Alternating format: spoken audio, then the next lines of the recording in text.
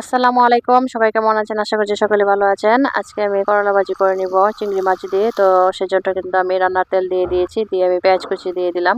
আর half চা চামচ হলুদ গুঁড়ো এবং মরিচ গুঁড়ো হাফ চা চামচ দিয়ে দিচ্ছি। দিয়ে মশলাটা পানি দিয়ে ভালোভাবে কষিয়ে নিচ্ছি এবং স্বাদ মতো লবণ দিয়ে দিলাম।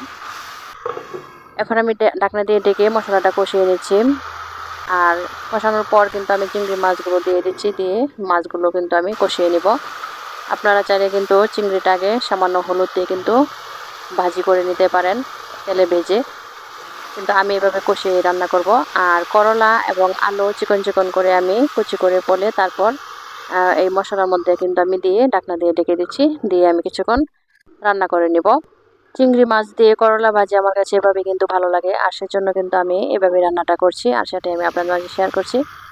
আর চিংড়ি, করলা আর আলু একসাথে সিদ্ধ হয়ে আসলে কিন্তু আমি আলাদা একটা ফ্রাই প্যানে তেলের মধ্যে কিন্তু এটা দিয়ে দিয়েছি, দিয়ে আমি একটু হালকা ভেজে ভেজে নিব। চিংড়ি মাছ দিয়ে করলা ভাজি এভাবে খেতে কিন্তু অসম্ভব রকমের মজা হয়। তো এক একজনের রান্নার ধরন এক এক রকম। তো আমি যেভাবে রান্নাটা করছি সেটি কিন্তু আমি আপনাদের মাঝে শেয়ার করছি। আমার কাছে এভাবেই ভালো লাগে। আমি কিছুক্ষণ এভাবে তেলের মধ্যে ভেজে নিব, তাতে করে কিন্তু খেতে অনেক ভালো লাগবে।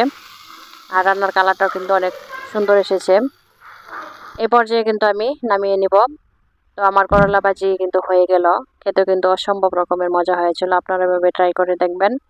খুবই অল্প সময়ের মধ্যে কিন্তু এই রান্নাটা শেষ হয়ে যায়। তো আমার ভিডিওটি কেমন লেগেছে সবাই আমাকে কমেন্টস করে জানাবেন। সবাই ভালো থাকবেন, সুস্থ থাকবেন। আল্লাহ হাফেজ।